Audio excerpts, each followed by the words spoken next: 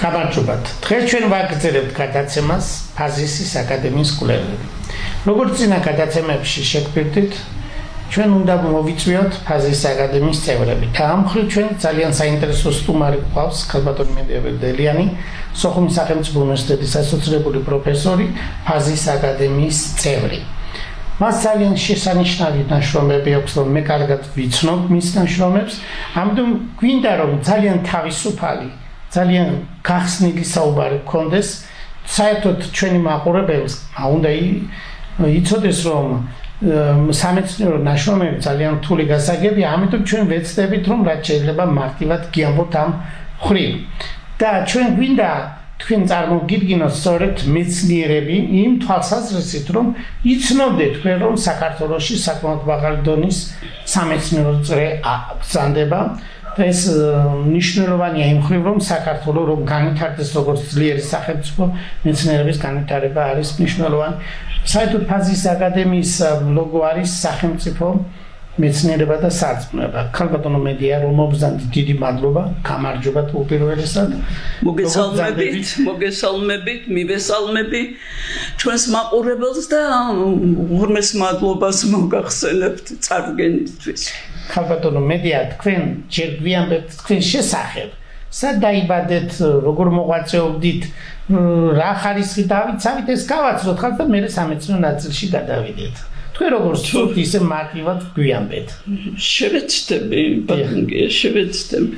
როგორც მოგახსენებათ, წარმოშობით ვარ აფხაზეთიდან, დევნილი სტატუსით, იქიდანვე მუშაობ სოხუმის სახელმწიფო უნივერსიტეტში, ისე მაღალმთიანი წებელდიდან ვარ, ისტორიული ადგილიდან, მოგეხსენებათ ციხე ანტიკური პერიოდის ციხე-სიმაგრე, იმ ადგილებში, სადაც მე დავიბადე და გავიზარდე, სკოლა დავამთავრე. უმაღლესი განათლება მივიღე ქუთაისის პედაგოგიური ინსტიტუტში, მაშინ პედაგოგიური ინსტიტუტი იყო, ისტორია ფილოლოგიის მიმართულებით.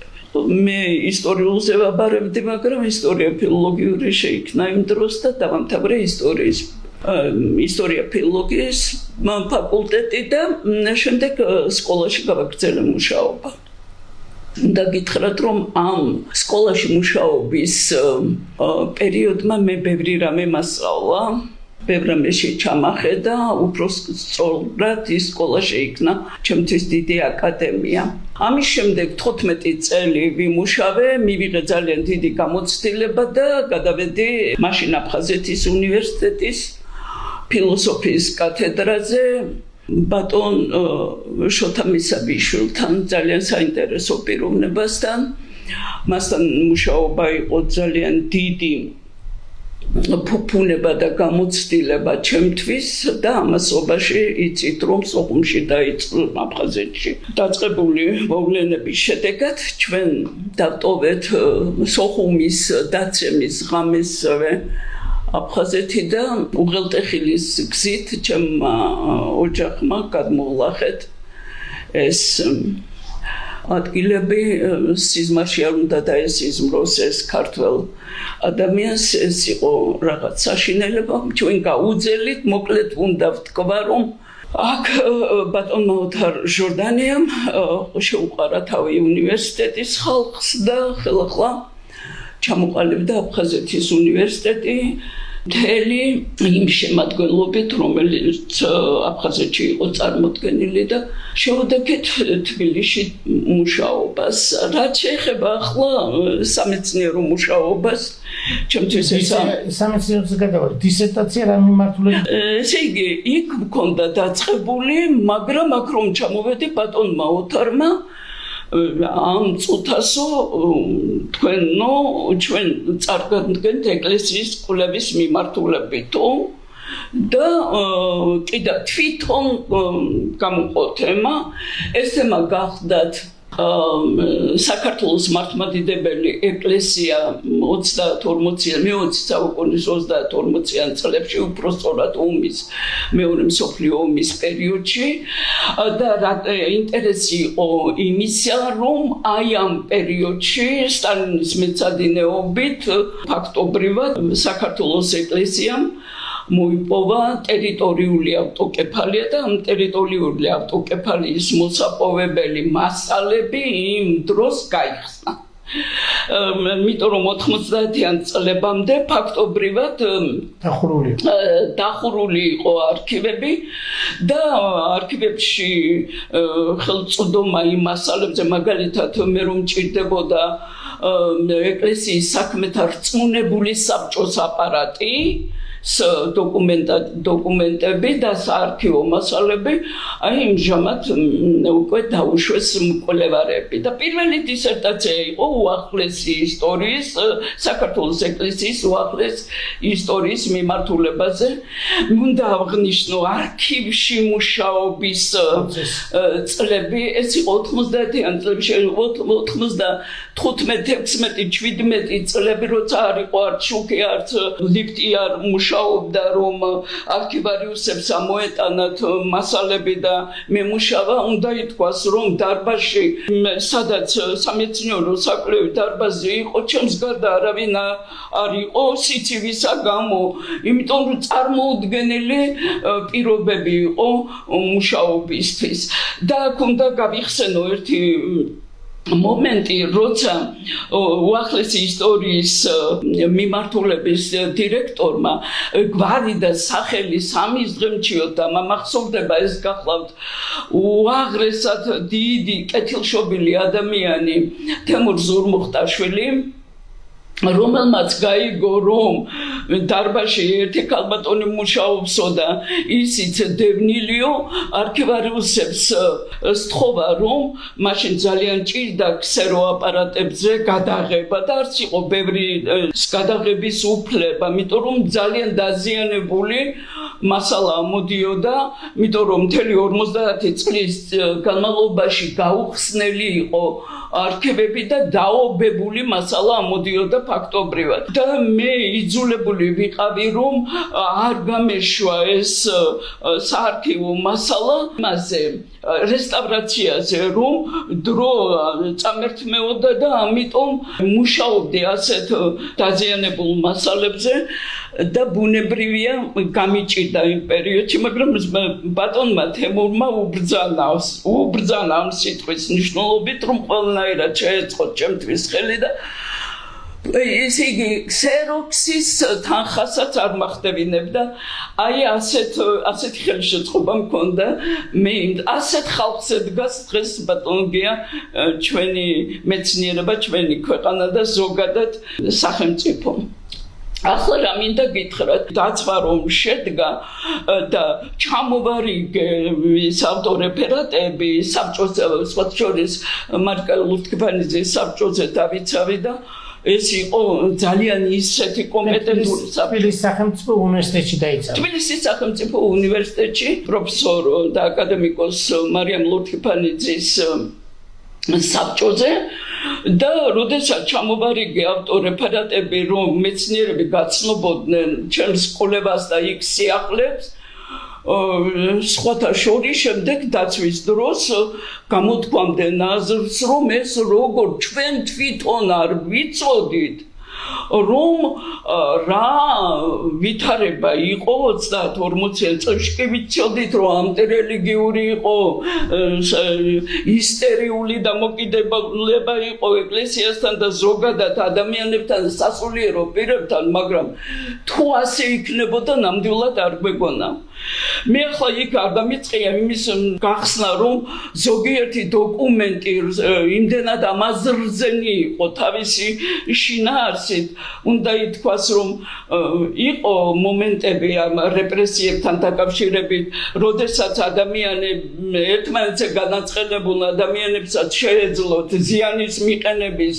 მიზნით ცუდი ინფორმაცია მიეტანათ ამა თუ იმ უწყებაში და ადამიანები გაემეტებინა დაევინათ იმდენად ამაზრზენი რომ იმის დაწერაც არ შეიძლებოდა ბევრი დოკუმენტი რა თქმა უნდა გადავდეთ სამარცხვინო დოკუმენტები რომლის ისტორიაში საისტორიო იმაში გაშვება და ამიტომ ანალიზსაც ვერ გავაკეთებდი იმიტომ რომ ასეთ მასალაზე ანალიზის გაკეთება ერის ზოგადად სირცხვილი იყო მოკლედ ამაზე რომ არ გავაგრძელო ლაპარაკი 3 წელიწადში მე დისერტაცია წარბადგინე და საბჭოს წევრებმა მისცეს უმაღლესი შეფასება მაშინ მოგიხსენება თუ კანდიდატის ხარისხი იყო შემდეგ იქვე გამოთქვეს აზრი რომ ჩვენ რომ მოგცა უფლება იმისა რომ პირდაპირ სადოქტოროზე წარბადგინოთ ეს ნაშრომი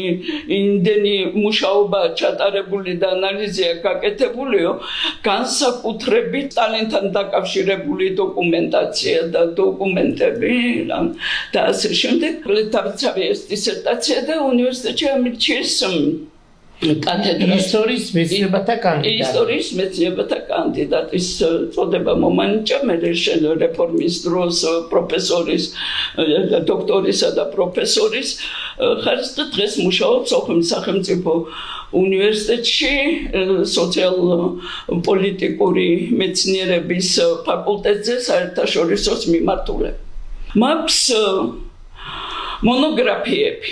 ამაზე ვისაუბრებთ. ახლა აღნიშნოთ, რომ სოხუმის სახელმწიფო უნივერსიტეტი, როგორც ძლიერი უნივერსიტეტი, საქართველოში უკვე შედგა.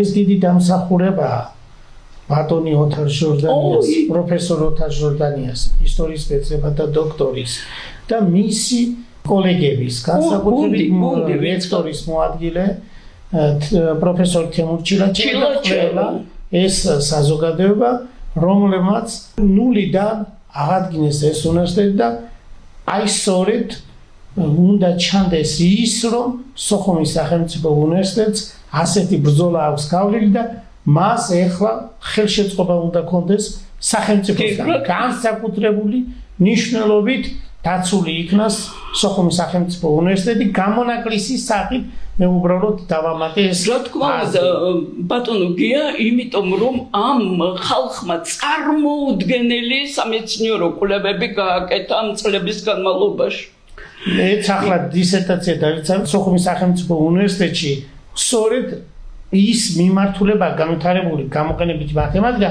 რომელიც ივანე ჯავახიშვილის სახელმწიფო უნივერსიტეტში არ არის ამიტომ მე დისერტაციას ვერ დავიცავდი სახელმწიფო უნივერსიტეტში და მოგვეცა საშუალება პროფესორ თემურ ჩილაჩევას ხელმძღვანელობით დისერტაცია დამეწვა. ეხლა თქვენს შესახებ გვიანბეთ რა მონოგრაფიები, რა მიმართულებით მუშაობ?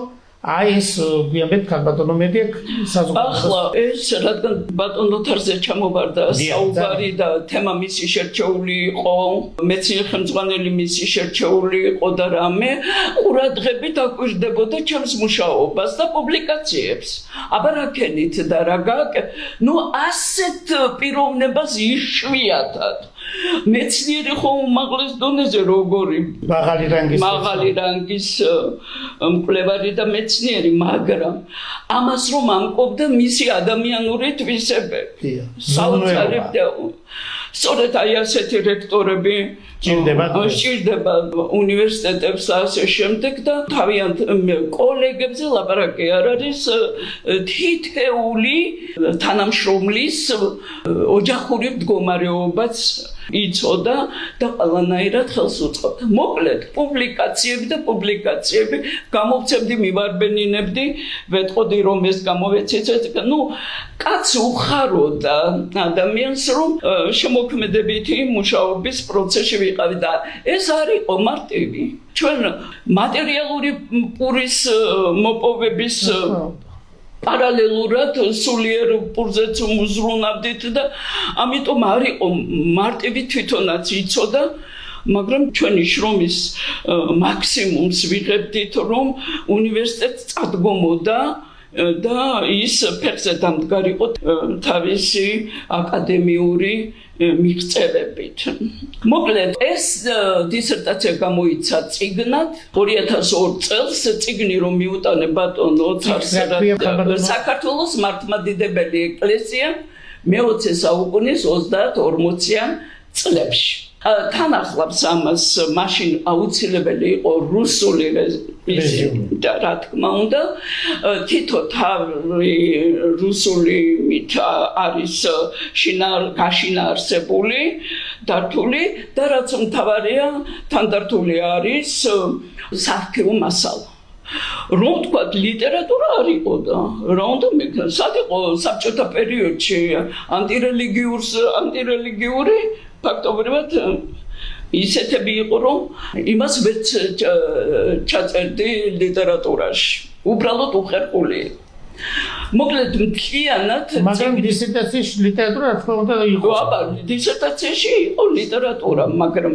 წიგნში არქივია თელითავის ამავდროულად გარდა საქართველოს უახლესი ისტორიის არქივისა მე ვიმუშავე უშიშროების არქივი. უშიშროების არქივი ბატონგია ცოტა სხვა. ის არქივი რომელი იყო? წინა რომელიც თქვენ ბრძანეთ? ისტორიის არქივი, საისტორიო აღებაჟაძე რომ არის. როგორ ქვია ამ არქივს? სახელმწიფო არქივის სახელმწიფოს საისტორიო არქივი. უახლესი ნაწილში მუშაობდი მე. ის რომელიც თქვენ აიღეთ საეკლესიო საკითხებთან დაკავშირებით მასალები ეს სახელმწიფო არქივში სახელმწიფო არქივის უახლესი ფონდები ახლა ამბობთ უშიშროების არქივი აი უშიშროების არქივში ასე ადვილად ვერ მოხვდები ამიტომ მაშინ ასე მახსოვს ამ თემებზე ისევე ამ თემებზე მაგრამ იქ რეპრესირებული მასია ხალხი სასულიერო პირებზე ანუ საეკლესიო პირებზე უშიშროების არქივში უშიშროების არქივში მაშინ იყო მინისტრი ვინმე ქუთათელაძე ასე მახსოვს შევარდნაძის პერიოდია და რომ მივედი ხელის მოსაწერად უნივერსიტეტმა რა თქმა უნდა მომცა ვიზა რომ მემუშავა უშიშროების არქივში და კაცთა რომ მივედი და მივიტანე და შემხედა რომ ხალი ვარ და უშიშროების არქივში უნდა შევიდე სამუშაო თქვენში იცითო საჭედი ხარ სამუშაო მეოთხარი დაახლოებით ვიცი მეთქი მაგრამ იმას ვერ წარმოვიდგენდი ბატონო გია როცა დაამიშვეს უშიშროების არქივში სამუშაოდ მე 1-2-3 კაცი იქიდან და აქედან მე გახდა ეს სად იყო ეს ორგანიზაცია ეხლა არის ის რომ ბაჟაზე ახლაც იქ არის და მახსოვს რომ რუსის გვარი ქონდა ეს დისერტაციის დაცვის შემდეგ ხდება როცა წიგნი მინდა ახლა გამოცე და ცოტა რაღაცები მივამატო იქ და ის არა ქვია რა თქმა უნდა მომიწერა ქუთათელაძემ ხელი შევედი და დავიწყე მუშაობა ეს ჩემისანა ემოციური ადამიანებისთვის იქ მუშაობა არ იყო მარტივი რა გაგებით იცით როდესაც ამუშავებ მასალას და ხედავ რომ იქ არის ისეთი მომენტები როცა გაუსამართლებლადაც არის მიჟილი რამე ხო მაგრამ გაციმბირებულებზე კიდე მონაცემები იქ ციმბირში გულაგის დაწესებულებაში მე მიმოწერები და გადაწყვეტილებანი რა რომ თქვათ სრულიად შეიძლება წერილი ლოცვები რომ აეღო ადამიანს და მეორე გაზიარებისთვის ვიღაცის ეზოში ჩაეგდო ეს უკვე დიდ დანაშაულად ითვლებოდა და ციმბირი გამზადებული იყო მოკლედ ეს გადავიტანეთ ეს წიგნი გამოვიდა როგორც გითხარით და ეს იყო ჩემთვის ძალიან დიდი დავიკმაყოფილე სურვილი წიგნი არის სიცოცხლე წიგნი არის დიდი რამე და ამიტომ რა თქმა უნდა ერთი ამოსუნთქვა მოვისუნთქე და აი ამის შემდეგ დადგა ჯერი უნივერსიტეტში მოხდა რეფორმები მე საერთაშორისო ურთიერთობის მიმართულებით გადავედი კონკურსების ჩატარების შემდეგ კონკურსით მოხდი საერთაშორისო ახლა თქვენ წარმოიდგინეთ რომ ეკლესია და საერთაშორისო ურთიერთობები ცოტა ძნელი დასანახია მით უმეტეს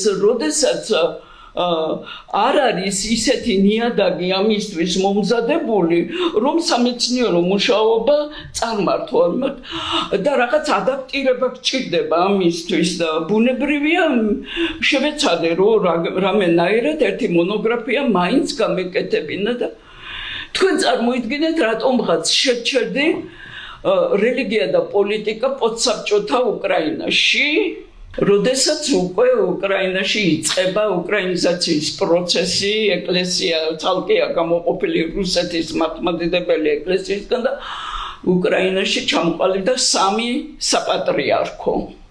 აი ამ სამი სინოდი ესე. დიახ. აქედან ამ 3 სინოდიდან ერთი არის რუსეთის მართლმადიდებელი ეკლესია თავისი მრევლით, მეორე არის იმიგრანტული ეკლესია. ეს უცხოეთში თუ თავად უკრაინაში? ემიგრანტულმა ეკლესიამ მოითხოვა უკრაინაში ლეგიტიმური სტატუსი. კერძოდ უნდა დარეგისტრირებულიყო როგორც ეკლესია და ის თვლიდა რომ ჩვენ ვართ ნამდვილი ეკლესია რომელიც საბჭოთა ხელისუფლებისგან დევნის გამო აღმოჩნდით ისევ მართლმადიდებლები არიან ესე. ისევ მართლმადიდებლები რა თქმა უნდა ახლა სხვა მე კათოლიკურს არ შევხედი ვარ და პროტესტანტულს მე ესე იგი მართლმადიდებელი ეკლესია და პოლიტიკა და მესამე უკრაინის ადგილობრივი მართლმადიდებელი იმას ქვია კიევის საპატრიარქო ეს შეიქმნა ძალიან რთული გასაკეთებელი ბატონო გიას. რა არის გაშუქებული ამ მასში მონოგრაფიაში და მასე მუშაობა რატომ აღმოჩნდა რთული ეს გახლავთ რომ ძირითადად მასალა ყველაფერი იყო უკრაინულ ენაზე დაწერილი და რუსულ ენაზე და მე ახლა უკრაინულია არ ვიცოდი ეს უნდა გადმომეტანა იმიტომ რომ მასოების ისიც არ ხომ იცით უკრაინულში მაინც სხვა არის ენა არიცი უკრაინული და მასალებზე მუშაობ ამიტომ რა ღონეს არ ხმარობდი რომ ეს ანალიზი გამეკეთებინა და ეს ამ სამივე საპატრიარქოზე არსებობს ამომწურავი ინფორმაცია და მე მახსოვს რომ ანუ წიგნად შექმნით ახლა ეს წიგნად შექმნით YouTube-ზე არის ეს წიგნს რა ქვია სახელი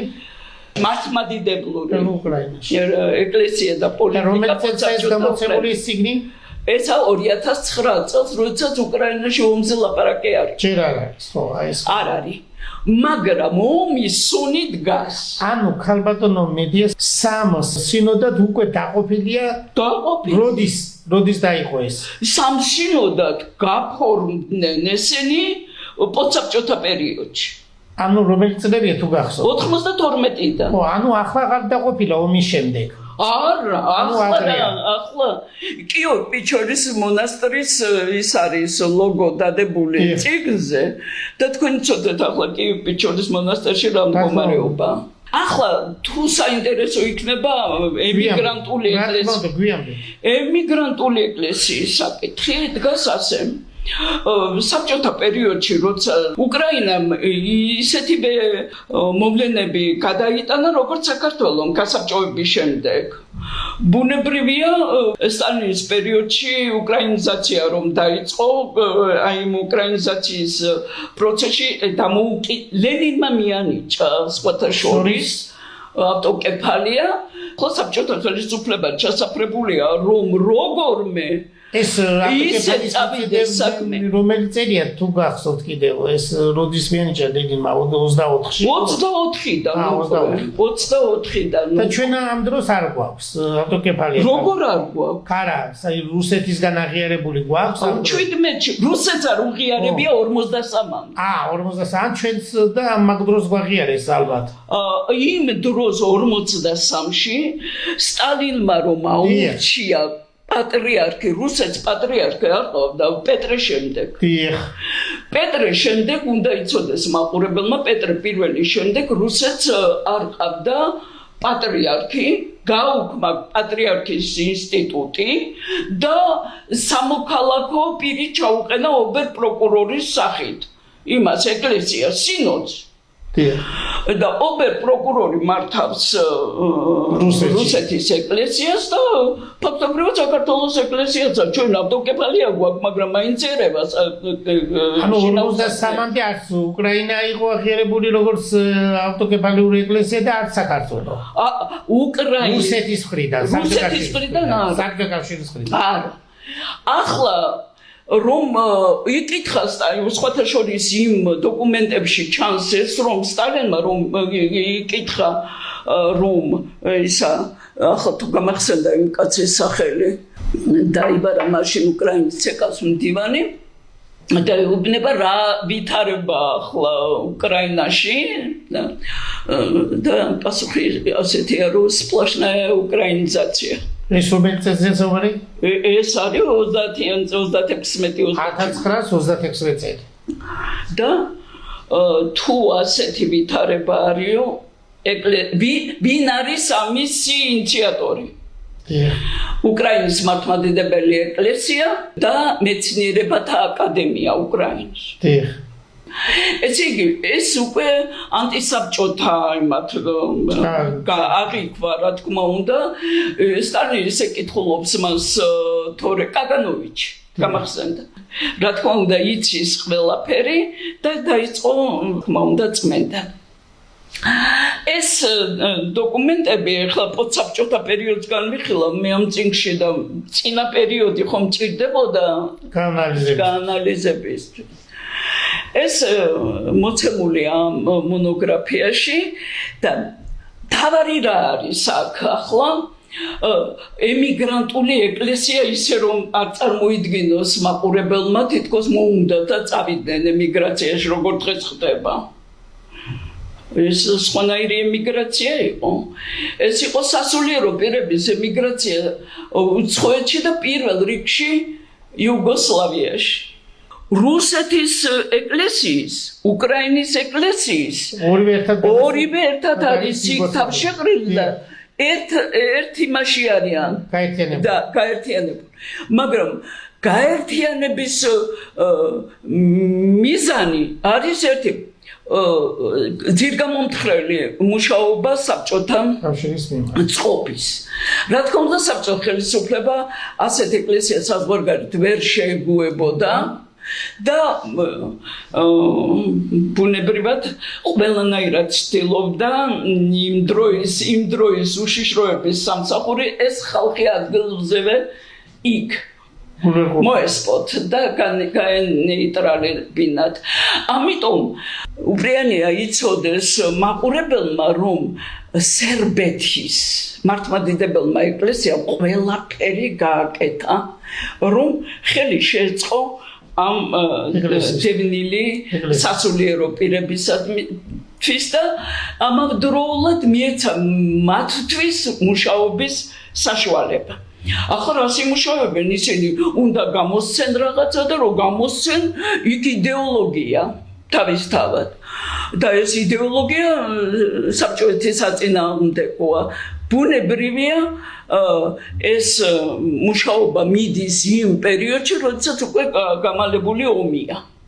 ჩვენს ეკლესიას 53 წელს მიანიჭა სტალინმა მიანიჭა, იმიტომ რომ იქ პატრიარქი გამოიყვანეს ღამე იმიდან. ანუ რუსეთის პატრიარქი არ ყავდა, საჭირო იყო საქართველოში პატრიარქი ყოფილიყო და ოფიციალურად აღიარებულიყო და აქედან გამომდინარე რომ ქართულ ეკლესიას უნდა ეღიარებინა რუსეთის პირველი პირი. უნდა ეს ეღიარებოდა, პატრიარქი თუ არ იქნებოდა ვინ აღიარებდა? სტალინი ხო ვერ აღიარებდა, რა თქმა უნდა. ამიტომ ეს აღიარების პროცესი შედგა სხვათა შორის პიატიგორსკის გამოიწვია სტალინმა, ენდობოდა იმას და ის მთელი პაკეტით მოვიდა პიატიგორსკის მიტროპოლიტი, მთავარეპისკოპოსი და მაშინ საქართველოს ეკლესიას მართავდა უდიდესი მოღვაწე პატრიარქი კალისტრატე ცინცაძე. ეს წერილები რომ უნდა წაიკითხოთ პატონგია, ვინც ეს მაყურებელს ვეუბნები, ვინც ამ წერილებს წაიკითხავს, როგორი ლავირების მეთოდით მუშაობს საბჭოთა ხელისუფლებას და ზოგიერთი ახლა რომ ამ წერილებს შეხედავს, იტყვის ვაიმე ეს რა გაუკეთებია, როგორ სტალინის მიმართ გაგზავნილი არა მარტო წერილები, საჩუქრები და ეს სტალინის არსაწარწაუყია საჩუქრები ყველა მუზეუმს გადაეცა რა თქმა უნდა და ყველაფერი, მაგრამ ლავირებს საქართველოს ეკლესია, ლავირებს ასე უკრაინაში დარჩენილი ეკლესია. ვინც დარჩა? ყველა. და აი ეს პროცესები ერთმანეთთან გადახლართულია და რადგან ემიგრანტულ ეკლესიაზე მქონდა საუბარი, აი იქ რა მოხდა. აი ის ამ წიგნშია რა თქმა უნდა, ისაც მოუნდება ელექტრონული ვერსია ინტერნეტში, წაიკითხავს და ვინ აფინანსებს ახლა ამ ეკლესიას უცხოეთში. ამ ეკლესიას უცხოეთში აფინანსებს ყველას გაუკვირდება ალბათ ამერიკის შეერთებული შტატები. რითი აფინანსებს მაინც უწყობს ხელს გამომცემლობაში, რასაც მოითხოვენ ყველაფერში უწყობს ხელს და მაგრამ პოლიტიკური ვითარება შეიცვალა. ძალიან შეიცვალა ომი საბჭოთა კავშირის სასარგებლოდ წყდება სტალინგრადის ომში გამარჯვების შემდეგ და თეირანის კონფერენციაზე და ამ კონფერენციებზე საერთოდ წელგამართულია ყველანაირად სტალინი, მაგრამ ყველაზე მნიშვნელოვანი მომენტი აქ დგას ის, რომ როგორც კი მომავალ იდეაში საბჭოთა ხელისუფლების და ეს ხელისუფლება უეჭველად სტალინია სხვა არავინ, რომ ეს აქედან გაყვანილი გასული მართლმადიდებელი სასულიერო პირები როგორმე ხელში იგდოს. მაგრამ როგორც კი დაიწყო გადასვლა ევროპაში საბჭოთა ჯარებმა, შტატებმა ეს კარლოვის ემიგრანტები ეგრევე გაიყვანა. თქვენ გააქვთ ანალიზი გაკეთებული სტალინს რატომ მოუნდა ამ ეკლესიების აღიარება? რა თქმა უნდა, მთელი თავია. დიახ, აბა ეს საინტერესო. იმ წიგნში მთელი თავია. და ის საარქივო მასალა. ესე იგი პუნქტობრივად გათვლილია, როგორ უნდა მოხდეს ამ ავტოკეფალიის აღიარების შემდეგ საქართველოს კათოლიკოს პატრიარქის იურისდიქცია აფხაზეთში. დიახ. იმის გადაღმა ფსოუს იქით, სადაც დაფიქსირდა წითელი ხაზი საზღვრის, იქ რომ გავრცელდეს საქართველოს პატრიარქის იურისდიქცია და არ გაგიკვირდეთ ჩამოწერილ პუნქტობრივად დოკუმენტში წერია რომ გავრცელდეს საქართველოს პატრიარქის იურისდიქცია სომხეთში და იმაში რა ქვია აზერბაიჯანის მართლმადიდებელ მრევლზე. სომხეთში რა ნაწილზე? რუსის ხალხია ჯარიდან. ამ ხალხს ხო, გასაგებია, უკვე ანუ მართლმადიდებელ ნაწილზე, მრევლზე. რა თქმა უნდა ეს მრევლი არავინ არ დადის ეკლესიაში, მაგრამ ითვლება. დიახ. აი ეს მაგრამ მე დამაინტერესა რომ იქნებ რამე დოკუმენტი მოვიპოვო რომ მართლა გავრცელდა თუა და საქართველოს იურისდიქცია პატრიარქის და ეკლესიის სომხეთის მართლმადიდებელ მრევლზე არა. ანუ ეს უბრალოდ ჩამონაწერი იყო? ის ქაღალდზე დარჩა, იქ არა. არც იმან. ის კი არა აზერბაიჯანში საბჭოთა პერიოდში ის რომ მიწები რომ გასხვისდა და ქურუმის ეკლესია არც ის არა. მხოლოდ აფხაზეთში მდინარე ფსოუნდე.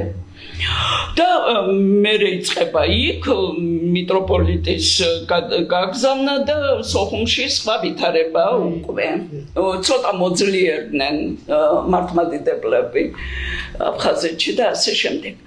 მაგრამ აი ეს პროცესები მჭიდროდაა გადახლართული უკრაინაში მიმდინარე პროცესებთან, იმიტომ რომ ყველა მიჩერებული არის იმის თვალით, რომ რაც ხდება საქართველოში, ის უნდა განხორციელდეს სხვა რესპუბლიკებში, მაგრამ აქ მართლმადიდებელი უკრაინაა და ჩვენ და უკრაინას წაართვეს უკვე ავტოკეფალია და აღარ აქვს არა მერე პოცაბჭოთა პერიოდში იღებს და მანამდე არა რომელიც წაართვეს კიდე მეორეჯერ წაართვეს მე რომ გითხარით კაგანოვიჩი დაიბარა და რამე თქვა და იმ შემდეგ იწყება 37 წლიდან არა 53-ში არ დაუბრუნდა 40 არავითარ არა მარტო ჩვენ მარტო ჩვენ იმას დღემამდე სანამდე არ გამოიყო უკრაინა რომ დაიშალა საბჭოთა კავშირი იმის შემდეგ იწყება ახალი რეგისტრაცია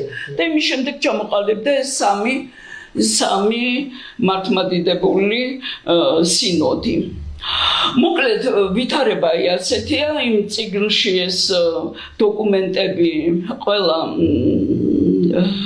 თანამდებრულად გაანალიზებულია ეს გახლავთ მეორე მონოგრაფია შემდეგ მოდის სტატიები რამე და მოდის 2009-ში ზუსტად რომ გამოვეცი ეს წიგნი ალბათ რაღაც ხდება ბატონგია ეს უბრალოდ სტატიები რამდენი გამოიცით?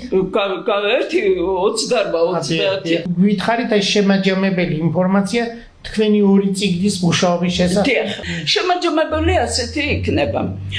ეს ორი მონოგრაფია რომელიც 2009-ში გამოვიდა, 2002-ში გამოვიდა და ამის შემავსებელი პუბლიკაციები გაგრძელდა 2009 წლიდან შემდეგ მე იმ მუშაობის პერიოდში ეს დოკუმენტები ხელახლა გადავაჯგუფე ახალი, იმიტომ რომ იმდენი დარჩა გასაკეთებელი, იმიტომ რომ პოლიტიკური ვითარება შეიცვალა. და შეიცვალა უკრაინასთან მიმართებაში. აი დოკუმენტებიც რომ ჩამივარდა ხელში, იმის დამუშავება რომ უნდა დამეწყო და შევსულიყავი ამ ფაზაში უკვე მოხდა ისე რომ მე სხვა მიმართულებით შემექმნა სამეცნიერო კვლევები გასაკეთებელი, მაგრამ ეს შემოქმედებითი მუშაობა დასრულდა იმით, რომ ემიგრანტული ეკლესიის მოღვაწეობა საზღვარგარეთ და კერძოდ იაპონიაში, ჩინეთში კიდე უკრაინის ეკლესია ესენი ყველა მომავალ დოკუმენტებში რომ მე ვიხილე ყველა აღმოჩნდა ამერიკაში ანუ როგორ გავიგოთ გადმოვიდნენ ანუ ჩინეთში იყვნენ უკრაინაში და ისიც არა უკრაინისა და რუსეთის სასულიერო პირები ემიგრაციაში მყოფი რომ ჩინეთშიც რომ იყვნენ გადასულები იაპონიაშიც იყვნენ გადასულები და ევროპის სხვა ქვეყნებში ყველა მოიყარა თავი ამერიკაში რომ მოიყარა თავი რომელი წლები ეს დაახლოებით ეს ომის შემდგომი პერიოდი შემდეგ ამ ეკლესიასთან შემაჯამებელი ახლა უახლესი მასალები რაც არის ეს არის რომ დაახლოებით 2003-4 პუტინი რომ მოვიდა რუსეთის ხელისუფლებაში მოგიხსენებათ რომ ალექსი პატრიარქს ძალიან ისეთი დაძაბული ურთიერთობა ჰქონდა მაშინ იმასთან მსოფლიო პატრიარქთან და ასე შემდეგ და უნდა შემორიგების რაღაც ტომოსი გაიწეს რომ დაიწყოს ამერიკის მართლმადიდებელ ეკლესიასთან კავშირების აღდგენა და ამ კავშირების აღდგენასთან დაკავშირებული დოკუმენტაციები მე ჯერ გამოცემული არ მაქვს.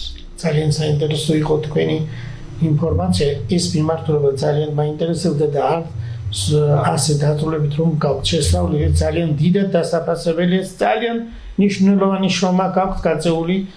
ასევე ადრეული წერილები მინახავს მე შემთხვევით ამერიკის კონგრესზე სხვა თემებზე ვიყავი და თული და უკრაინელები წერილებს წერენ ამერიკის მაშინდელ პრეზიდენტს ქართველების წერილები. ოღონდ ესენი ყველა ვინც უცხოეთში იმყოფებიან. ეს ადრეული პერიოდისა 1907, 17, 18 წლების და მოკლედ ძალიან საინტერესო კვლევა გაქვთ ჩატარებული და კიდევ ერთხელ დიდ მადლობას გეუბნებით და უღრმესი მადლობა თქვენ მოწვევისთვის, ასეთი კომფორტული ვითარების შექმნისთვის, ჩვენთან დამოკიდებულებისთვის ზოგადად რომ ყველას გვანებივრებთ თქვენი აი ასეთი აკადემია ფეხზე დადგა რაღაც სხვა სული შტაებერა აკადემიის ზოგადად მთლიანად აკადემიას და მის შემადგენელ ბირთს და უღრმესი მადლობა ამისთვის თქვენ ჩვენი სტუმარი გახდათ ქალბატონი მედია ვენდელიანი ისტორიის მეცნიერებათა კანდიდატი, სოხუმის სახელმწიფო უნივერსიტეტის ასოცირებული პროფესორი, ფაზისის აკადემიის წევრი. კიდევ ერთხელ დიდ მადლობას გადავუხდი ქალბატონ მედიას ამ შრომისთვის. კარგად ბრძანდებოდეთ ტელემაყურებლებო.